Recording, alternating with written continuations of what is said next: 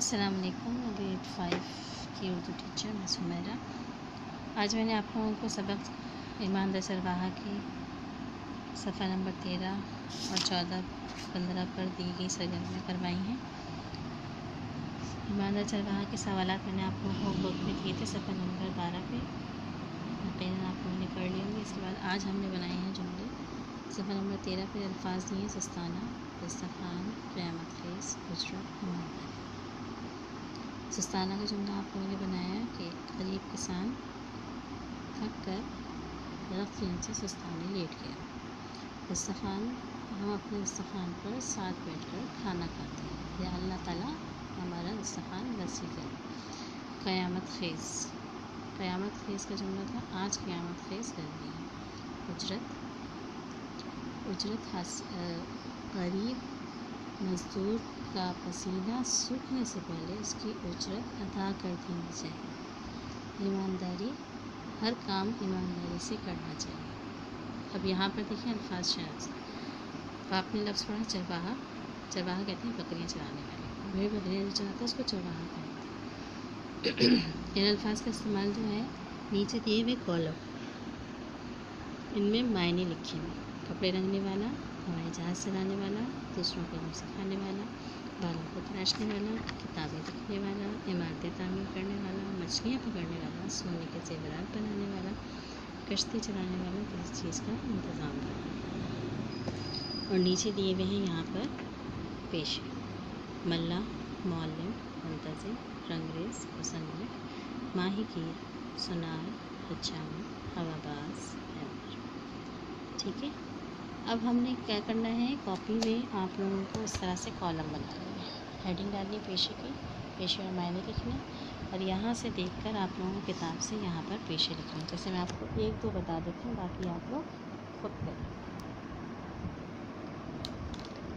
سمجھا دیتی ہوں آپ کو، جیسے یہاں پہ ملا کشتی چلانا،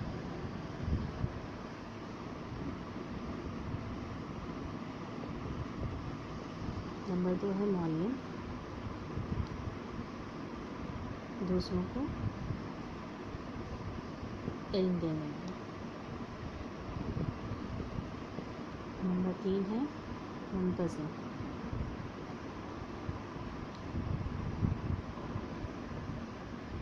منتظم کے معنی ہیں کسی چیز کا انتظام کرنا۔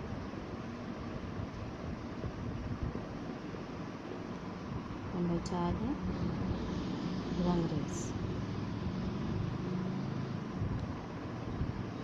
کپڑے رنگنے والا۔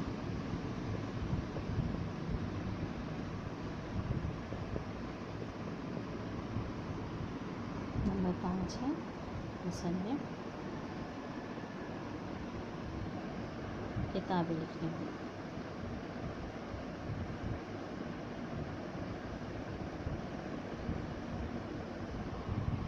ٹھیک ہے،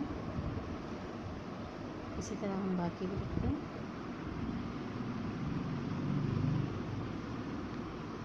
نمبر 6 ہے ماہی گیر، مچھلیاں پکڑنے والا۔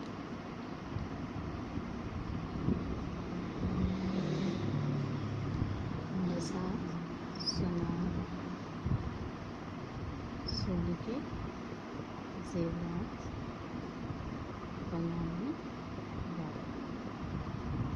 نمبر 8 حجام،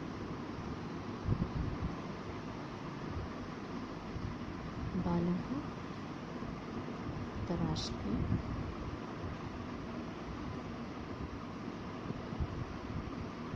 والا۔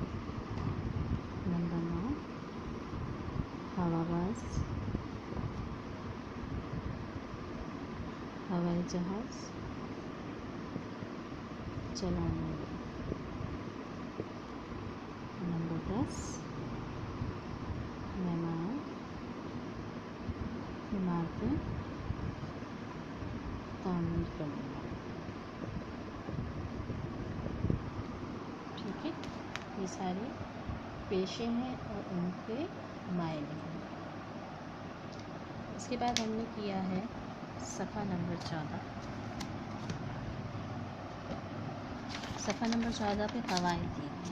ہمیں صفت اور موصوف کو الگ الگ کرنا. صفت کسی بھی اسم کی اچھائی کو کہتے ہیں، اور جس اسم کی اچھائی بیان کی جا رہی ہے اس کو موصوف کہتے ہیں. جیسے ایماندار چرواہا میں ایماندار صفت ہے، چرواہا موصوف ہے. اسی طرح یہاں پر جملے دیے ہوئے ہیں، اس میں ہم نے فاطمہ کے پاس نئی گڑیا ہے. نئی کیا ہے؟ صفت ہے، اور موصوف ہے گڑیا. امی گرم چائے پیتی ہیں. گرم صفت ہے، موصوف کیا ہے؟ چائے. پھر یہ کتنا پیارا پھول ہے. پیارا صفت ہے، پھول موصوف ہے. یہ کپڑا بہت نرم ہے.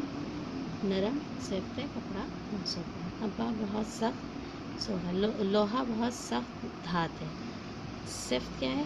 سخت. لوہا دھات، وہ جو ہے موصوف ہے. لومڑی چلاک جانور ہے. چالاک صفت ہے، لومڑی موصوف ہے. آپ لوگوں کو کیا کرنا ہے؟ اس جملوں میں سے صفت اور موصوف چن کر یہاں کالم میں لکھنا ہے.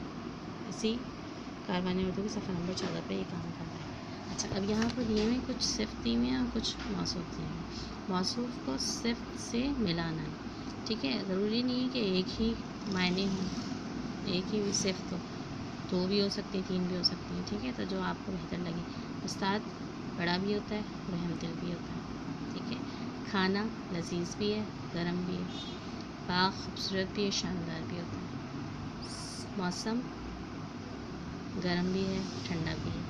شہر بڑا بھی ہو سکتا ہے، خوبصورت بھی ہو سکتا ہے. ٹھیک ہے، تو آپ لوگ اس کو جو آپ کو بہتر لگے ایک سے زیادہ الفاظ سے ملا سکتے ہیں، صفت سے ملا سکتے ہیں. سب سے آخر میں نے جو آپ لوگوں کو ہوم ورک دیا نثر نگاری. جس طرح سے آج ہم نے یہ واقعہ پڑھا ہے ایماندار چرواہا، اس میں چرواہے نے کس طرح سے ایمانداری کا اظہار کیا کہ کھانا نہیں کھایا کیونکہ وہ کام کر رہا تھا، اس کو اس کی اجرت ملتی تھی اور وہ کام میں بے ایمانی نہیں کرتا تھا.